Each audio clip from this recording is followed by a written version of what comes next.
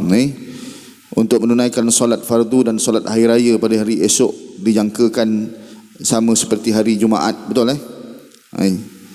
Jadi tuan-tuan kasih Allah Subhanahu wa taala, ambil peluang ini untuk kita menyatakan syukur kepada Allah Subhanahu wa taala. Esok pagi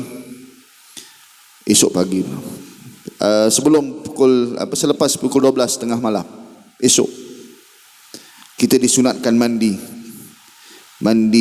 jenazah pula, mandi sunat hari raya. Sunat hari raya ni disunatkan selepas tengah malam, berbanding dengan semayang Jumaat. Hari Jumaat disunatkan mandi selepas subuh.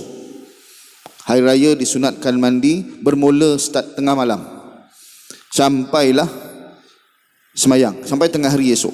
Pada yang tak semayang sampai tengah hari esoknya. Disunatkan untuk lelaki, perempuan yang nak pergi masjid ke, yang tak pergi masjid ke, yang uzur pun disunatkan untuk mandi sunat hari raya. Bukan kerana nak pergi semayang sahaja, bahkan untuk hari raya. Di perempuan, kalau ada mak yang sakit, kita mandikan sama-sama. Ada ayah yang sakit, anak yang kita lap-lap, tengok keadaan lah, bersihkan tubuh semua. Bermula daripada tengah malam sampailah tengah hari. Pada yang tak semayang lah, pada yang semayang sampai habis semayang tu lah, semayang hari raya Aidil Fitri. Dapat kita amalkan sunnah tu. Banyak sunnah-sunnah yang tak dapat dilaksanakan, jarak semayang tak dapat kita nak buat. Itu satu dua je. Jangan sampai terlepas sunnah-sunnah yang lain, diperbincangkan sunnah yang ni. Banyak sunnah-sunnah yang lain. Kemudian lepas mandi itu kita disunatkan untuk pakai pakaian yang paling cantik. Pakai pakaian yang paling cantik. Dalam mazhab Syafi'i kita paling cantik, bukan paling baru, paling cantik. Kalau paling baru yang beli semalam singlet, pakai singlet ajalah. Ni paling cantik sekali. Ada mazhab yang lain paling baru. Cuma Melayu ni pada bab ni dia ikut semua. Paling baru, paling cantik. Hebat kita. Tak apa. Kalau kita buat tu kerana sunnah, kerana kita nak melaikan pandangan-pandangan ulama itu, maka kita mudah-mudahan mengalih ganjaran pahala oleh Allah Subhanahu wa taala. Tuan-tuan dikasihi Allah. Kemudian siapa yang menghidupkan, kata Nabi, siapa yang menghidupkan malam hari raya Aidil Fitri dan Aidil Adha, maka Allah akan hidupkan hati mereka ketika mana hati-hati manusia semua dimatikan. Ada ulama kata yang hati dimatikan itu dalam dunia lagi. Dalam dunia lagi. Dikala orang-orang hati mati, mengumpat tak ada masalah. Itu hati mati tu. Tak derma, tak ada masalah pada dia. Hati rasa tenang je. Mengumpat, lepas mengumpat hati tenang. Boleh tidur. Hutang keliling pinggang tenang. Itu hati dah mati. Itu hati dah mati dah. Tegur macam mana pun dia relax, buat tak faham aja. Ni. Ketika orang ramai yang macam tu, tapi dia tak. Setiap tazkirah terdetik hatinya. Setiap apa yang diingatkan oleh Nabi, yang disebut oleh sahabat-sahabat tentang hadis Nabi mengingatkan dia, sakit hati dia. Bukan sakit terusik hatinya. Begitu. Itu hati yang belum mati lagi. Tapi kalau terusik je tapi tak buat tindakan, tu pengsan nama dia. Dia macam pitam, sakit juga lah. Sakit juga. Tapi orang-orang yang hidup hatinya, dia terusik dan dibuat tindakan. Apa yang disebutkan oleh Nabi, tazkirah atau nasihat kepadanya. Jadi tuan-tuan kasih Allah, hidupkan walaupun dengan semayang sunat 2 rakaat. Esok dah tak ada tarawih, kan? Jadi dah tak ada tarawih, esok kita semayang sunat biasa malam. Jadi semayang lepas mandi tu, pukul 4 ke pukul 3 ke, kita mandi, kemudian kita pun semayang sunat 2 rakaat. Mudah-mudahan doa hati kita tidak dimatikan oleh Allah Subhanahu wa taala. Dikala kuliah-kuliah lepas ni mungkin tak tahulah diberhentikan ke ataupun dibatalkan, ditangguhkan, tersirat perkumpulan-kumpulan tak ada, maka kita hidupkan hati anak-anak kita juga dengan kita semayang tahajud ataupun menghidupkan sedikit malam hari raya Aidil Fitri. Tak tahu lagi kita dapat tak hari raya Aidil Adha untuk qiyam. Mudah-mudahan Allah Subhanahu wa taala panjangkan umur kita. Tuan-tuan yang dikasihi Allah, kemudian bergeraklah semayang subuh. Jangan mandi buat sunnah. Selagi masjid dibuka, datanglah semayang subuh berjamaah beramai-ramai. Kemudian lepas semayang subuh, kita boleh balik. Balik dan makan. Disunatkan makan. Makanlah apa yang ada, makan. Makan. Lepas makan, kita mula semayang pukul berapa, Mam? Pukul 8.30 kita mula semayang. Jangan nak tunggu 8.30 baru sampai. Kan? Maksudnya pukul 7.30 tu, lepas balik, makan, pakai baju siap-siap, dah terus datang. Kemungkinan kita akan sampai pada had waktunya terlampau lebih-lebih, kita terpaksa juga tutup masjid. Kalau terlampau sangat, kita 1/3 kan.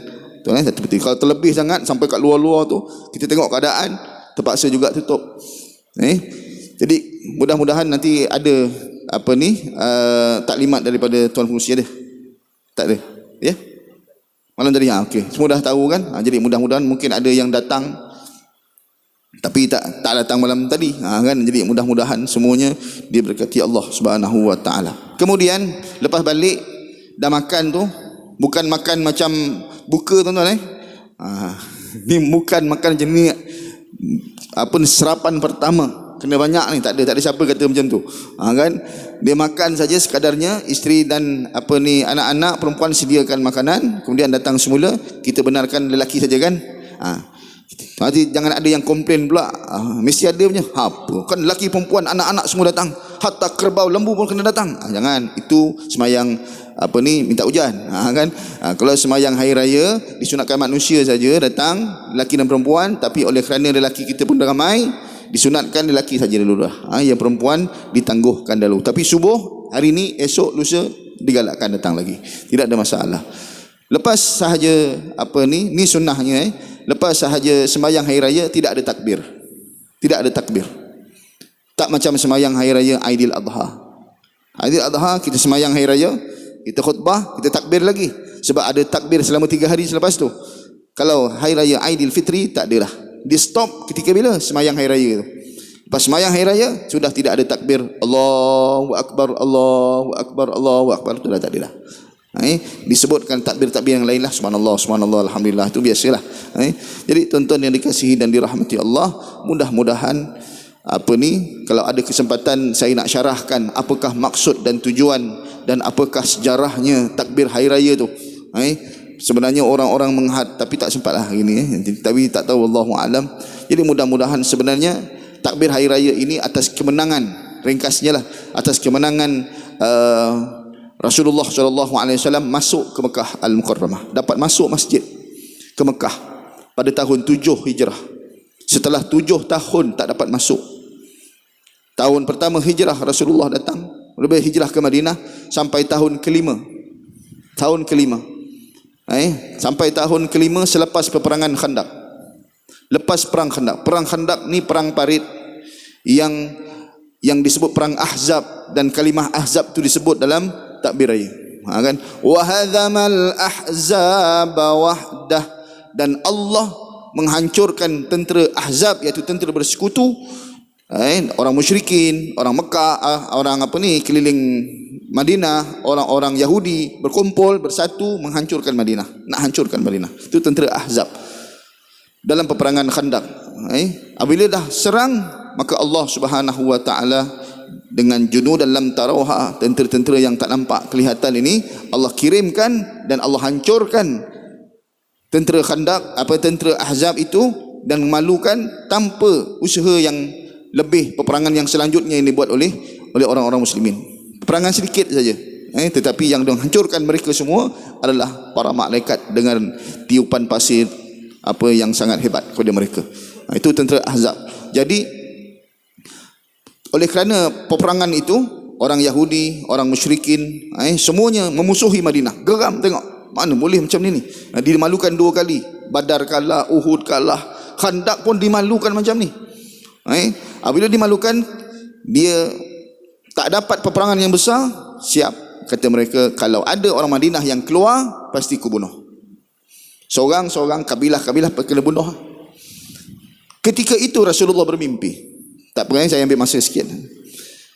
Tuan-tuan duduk je, tak apa, saya diri.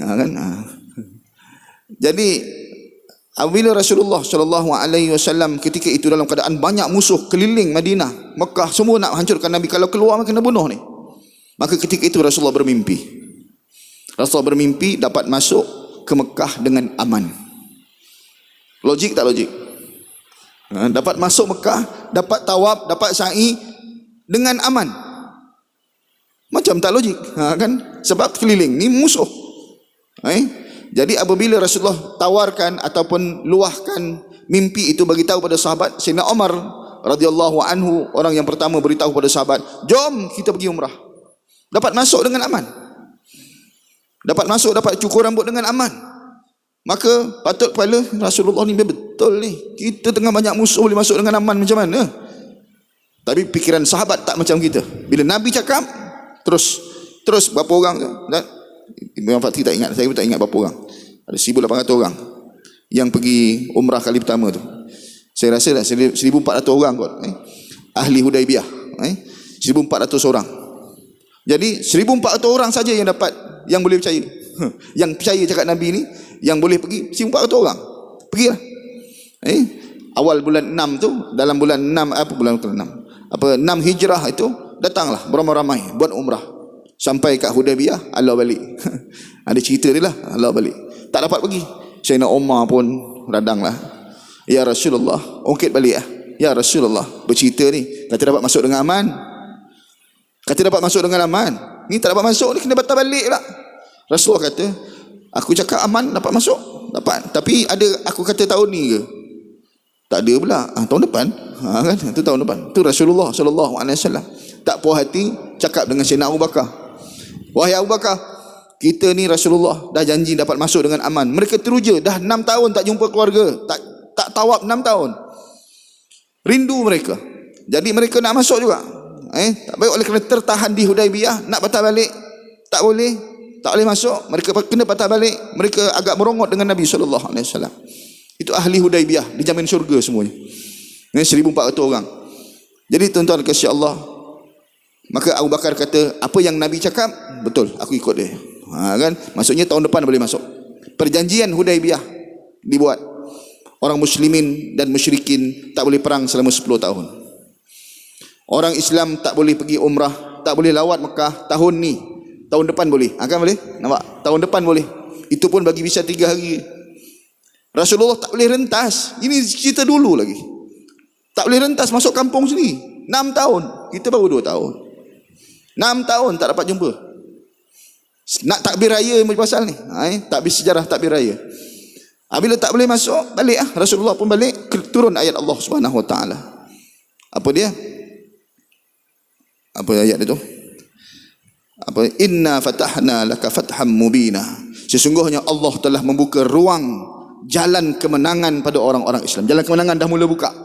Orang-orang Islam lagi pening. Menang apa bendanya kalah. Sebab kita tak nampak benda yang akan datang. Mereka tak nampak benda yang akan datang. Rasulullah nampak. Sebab macam tu kita tak nampak kemenangan yang akan dah hampir lagi.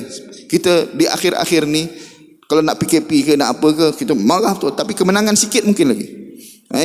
Jadi inna fatahna laka fatham mubina. Turun ayat Allah Subhanahu Wa Taala. Ketika itu Sayyidina Umar datang jumpa Nabi, nak balik lah. Tak jadi pergi Mekah kan, balik. Nak balik ya. Sayyidina Umar panggil Nabi, ya Rasulullah. Rasul diam, buat tak layan dia. Dia marah kan, dalam keadaan marah Sayyidina Umar sebab Rasulullah tak jadi pergi masuk Mekah. Ya Rasulullah, 3 kali dipanggil Rasulullah, Rasul tak jawab pun. Maka dia kata, kalau aku panggil kali keempat, turun ayat sebut nama aku macam Abu Lahab tu, baik, aku tak payah sebut. Sampai kiamat orang baca nama aku, baik, aku tak payah sebut, jalan.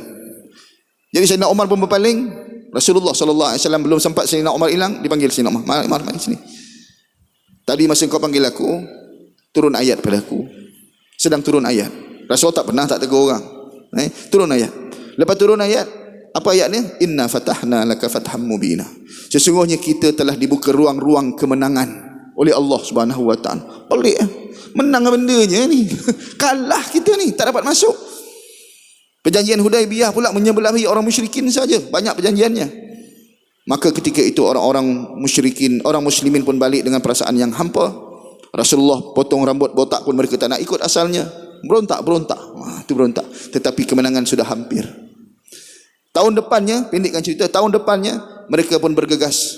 Sampai saja di Madinah Al-Munawwarah ada satu peperangan yang besar. Peperangan habis besar, peperangan itu habis. Apa nama peperangan tu, Ustaz? Tahun ke-7 Hijrah. Apa tu? yang peperangan Yahudi, Khaybar. Perang Khaybar. Perang Khaybar ni negara paling kaya. Mereka pun tak ada duit. Apabila mereka sampai dapat perang Khaybar, negara paling kaya Yahudi tu dapat kaya hebat, maka mereka pun dapat harta rampasan yang paling banyak sekali. Kaya raya mereka. Patah balik dan Rasulullah tawar siapa yang nak pergi umrah kali kedua yang dipanggil Umratul Qadha. Tahun lepas tak boleh pergi sebab dah niat tapi tak boleh masuk. Tahun 7 umrah qadha. Pergilah 1,800 orang tak silap saya. Dengan untanya, dengan apanya, pergilah. Dibagi visa 3 hari masuk. Masa itu sahabat Nabi yang tarik unta, Nabi SAW tarik sampai nak masuk, dia pun orang-orang musyrikin pergi mana? Dia diperintahkan oleh Abu Sufyan bin Harb untuk semua kosongkan rumah. Muhammad nak masuk, geng-geng nak masuk, kosongkan rumah, duduk atas bukit. Duduk keliling bukit. Tengok aje. Jangan ganggu Muhammad. 3 hari je aku bagi visa kat dia. Begitulah ceritanya. Bila Rasulullah SAW 1,800 orang dengan sahabat-sahabat ni masuk, Rasulullah pun tawaf. Dan Rasulullah perhati ramai orang kat bukit-bukit tepi, nampak mereka, maka Rasulullah pun buka apa tu?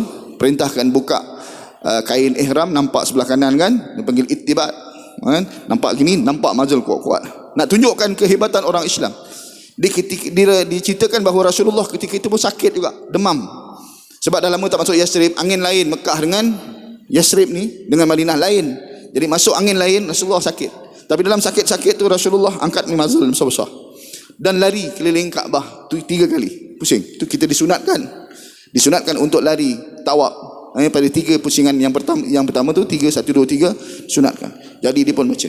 Sebelum masuk ke Mekah tu, sahabat Nabi saya lupa namanya, dia pun baca. Wahai, antara syair yang dibaca, wahai orang-orang musyrikin, akhirnya kami dapat masuk juga. Kan? Engkau kalau nak perang dengan kami boleh. Kan? Orang dah bagi Yaman masuk, sahabat cakap pula macam tu, suasana yang perang. Nabi tak sekel kepala dia kalau kita bodoh. Tak ada. Rasulullah tegur, jangan macam tu. Jangan macam tu. Dia baca syair yang boleh mengundang marah orang musyrikin lagi sebab dia dapat masuk. Kan masuk dengan aman kan, alhamdulillah. Dah masuk dengan aman tahun 7 Hijrah. Maka ketika itu Rasulullah ajar takbir hari raya ni. Allahu akbar. Allahu akbar. Allahu akbar walillahil hamd. Allahu akbar kabira walhamdulillahi katsira wa subhanallahi bukratan wa asila. La ilaha illallah wa la na'budu illa iyyah. Kami sembah dia je. Illa iyyah, tak sembah yang lain kecuali Allah saja. Yang kalimah ni didengari oleh orang-orang muslimin dan juga orang-orang musyrikin yang tengok. Wala na'budu illa iyyah, apa ni? Baca lagu kan macam raya pula, tak ingat lagi. La ilaha illallah la syarikalah, lahul mulku wa lahul hamdu wa huwa ala, bukan apa? La ilaha illallah la syarikalah. Lupa takbir raya tu. Tak apalah tu, yang tu tak apa lagi. La ilaha illallah wahdah yang kita ambil situ. Jangan besok masa takbir aku lupa sudah. Kan? La ilaha illallah wahdah. Tidak ada Tuhan selain Allah yang satu. Sadaqa wa'dah, telah membenarkan janjinya. Janji apa? Janji mimpi Rasulullah. Itu saya flashback balik. Janji mimpi Rasulullah yang telah menjamin ataupun telah menunaikan janji bahawa dapat masuk ke Mekah dengan aman. Dapat masuk dengan berkat sabar. Dengan berkat sabar. Sadaqa wa'dah, membenarkan janjinya kepada Nabi SAW. Sadaqa wa'dah wa nasara abdah, yang telah membantu hambanya iaitu Muhammad SAW.